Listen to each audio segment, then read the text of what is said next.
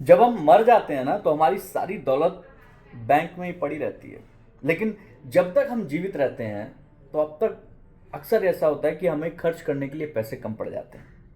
असल में जब हम चले जाते हैं तो बहुत सारा पैसा आपके ऊपर खर्च ही नहीं किया जाता।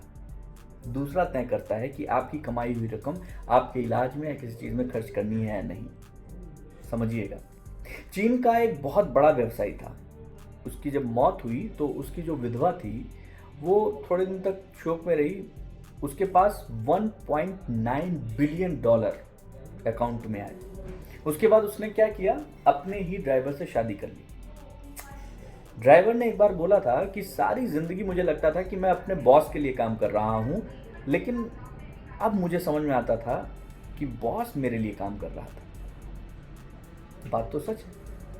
दरअसल बड़ी मुश्किल है, लेकिन ये हकीकत यही है कि जीवन में अधिक संपत्ति होने से ज़्यादा महत्वपूर्ण है कि उस संपत्ति का हम उपभोग कर सकें, और उसके लिए ज़रूरी है कि हम लंबा जिएं, और इसके लिए ज़रूरी है कि एक मजबूत शरीर हो, आपकी अपनी एक रूटीन हो।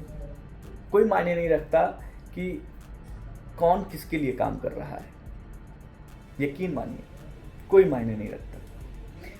आप एक हाई एंड मोबाइल भी लेंगे ना तो उसका 70% फीचर ऐसा होता है जो आप कभी यूज़ ही नहीं करते हैं।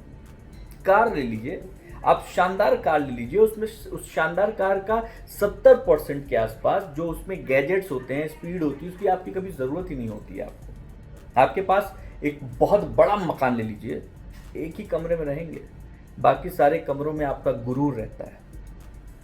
आपके पास अलमारी में कपड़े भरे पड़े हैं, आप यकीन मानिए एक टाइम पे एक ही कपड़ा पहनेंगे आप, पैंट शर्ट, लेकिन फिर भी कई बार ऐसा होता है कि साल भर बीत जाता है, लोगों के कपड़ों का नंबर ही नहीं आता। सारे जीवन की मेहनत, सारे जीवन की कमाई 70% दूसरों के लिए खर्च करने में हम लोग दे देते हैं। अपने लिए 30% के आसपास, ये एक रिसर्च है, 30% के आसपास ही उपयोग में लाते हैं, वो भी नहीं ला पाते। कैसे ला सकते हैं आप जानते हैं?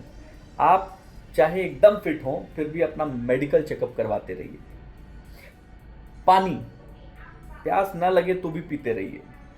आप किसी भी समस्या से, गंभीर समस्याओं से जूझ रहे हो, लेकिन उसके बावजूद आप चीज़ों को किनारे रखकर हंसना सीखिए। आप लड़ाइयों में घुसने की बजाय उससे बचकर निकलना सीखिए। आमतौर पर जब आदमी के पास बहुत ताकत आती है, शक्तिशाली हो जाता है ना, तो वो अपनी विनम्रता खो देता है। वो मत कीजिएगा। अमीर होने का मतलब ये नहीं है कि आप लगातार भागते रहिए, आपके अंदर एक संतुष्टि भी होनी चाहिए। व्यस्त होने के साथ साथ अपने शरीर के लिए, अपने दिमाग के लिए समय निकालिए, और उसके साथ अपने आप को आगे बढ़ाइए। उन लोगों के लिए समय निकालिए जिनकी आप परवाह करते हैं, जो आपकी परवाह करते हैं। दोस्त, ज़िंदगी बहुत छोटी है और इसका पूरा आनंद लेना है ना, तो आपको उनके लिए समय निकालना ही होगा जो सिर्फ आपके समय के लिए आपका इंतज़ार करते हैं। भगवान से, अपने परिवार वालों से ज़्यादा प्रेम कीजिए, प्रार्थना कीजिए, भगवान के वचनों को सुनिए, उनके उसके लिए समय निकालिए। आप जो भी खाते हैं, चाहे वो सुबह का नाश्ता हो, दोपहर का भोजन हो, वो सुबह का जो नाश्ता करना है ना, राजा लोगों की तरह कीजिए, भरपूर नाश्ता।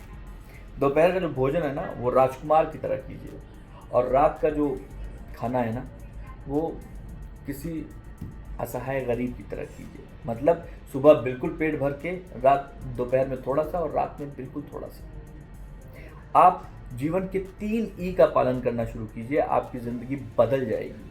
एनर्जी, इंथुजियाज़म और एम्पैथी, सहानुभूति। आप अपने आप को जितना ज़्यादा किताबों के साथ जोड़ेंगे, आपकी ज़िंदगी में उतनी अच्छी चीज़ें आएंगी, यकीन मानिए। दिन में 10 मिनट का भी समय निकाल सकते हैं तो ध्यान कीजिए। आप अगर सोने के लिए 7 घंटे से कम समय निकाल रहे हैं तो यकीन मानिए आपकी सारी दौड़ भाग बेकार है, क्योंकि अल्टीमेटली आपको डॉक्टर के पास ही दौड़ कर जाना है। हर चीज़ में जल्दीबाजी करने की ज़रूरत नहीं है, कुछ चीज़ें बहुत आराम आराम से की जा सकती हैं। कुछ बातों को गंभीरता से अगर नहीं भी लेंगे तो भी चलेगा। हर बात को गंभीरता से सोचना, गंभीरता से लेना बहुत ज़रूरी नहीं है। आप ऐसा कोई व्यक्ति नहीं है जिनकी वजह से पूरी दुनिया चल रही है। हाँ, आपकी वजह से कुछ लोगों के पास में बहुत सारी खुशियाँ आ सकती हैं, बहुत सारी विनम्रता आ सकती है, बहुत सारी शांति आ सकती है, बहुत सारा प्यार आ सकता है, सौहार्द आ सकता है। उसको बनाए रखिए। किसी से ईर्ष्या करने की ज़रूरत नहीं है। आप जो पा चुके हैं, जो पास है आपके, आपसे पहले बहुत सारे लोगों के पास था, आपके बाद भी बहुत सारे लोगों के पास होगा। ये कोई नई बात नहीं है। जो अतीत की समस्याएं हैं ना, उसको थोड़ी देर के लिए भुला दीजिए। आपका पार्टनर या उसके अतीत की गलती, उसको याद दिला दिला कर आप अपना वर्तमान खराब करने की कोशिश मत कीजिए। उससे कुछ नहीं मिलने वाला, सिर्फ वर्तमान में आप लोग लड़ाई करेंगे, कोई मतलब नहीं है उसका। बहुत छोटी है ज़िंदगी, बहुत छोटी है। नफरत करके क्या ही मिलेगा आपको। मत कीजिए नफरत किसी से। अपने अतीत से एक शांति बनाइए ताकि वर्तमान आपका खराब ना हो सके। और यहीं पे सबसे ज़्यादा लोग चूक जाते हैं।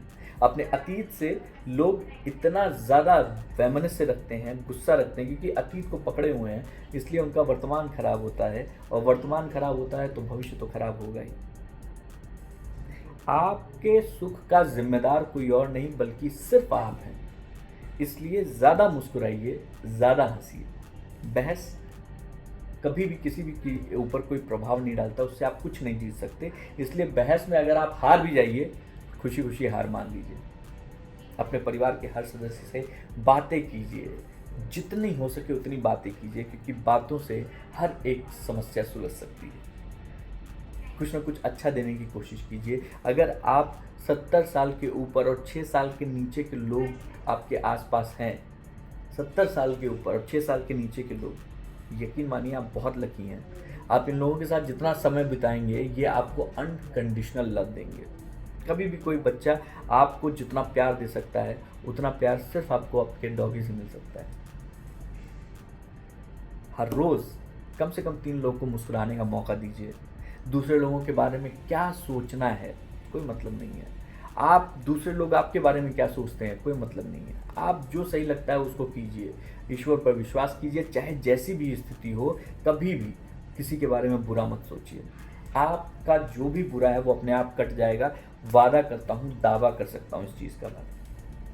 चाहे जैसा भी महसूस कर रहे हो आप, उठिए, तैयार होइए, शीशे के सामने आइए और अपने आप से बोलिए, अभी मेरा अच्छा वक्त आना बाकी है मेरे दोस्त। अपना चेहरा देखिए, उसको पहचानिए, उसको प्यार कीजिए। आप अपनी अंतरात्मा को प्यार कीजिए। देखिए, आपसे दुनिया प्यार करने लगेगी।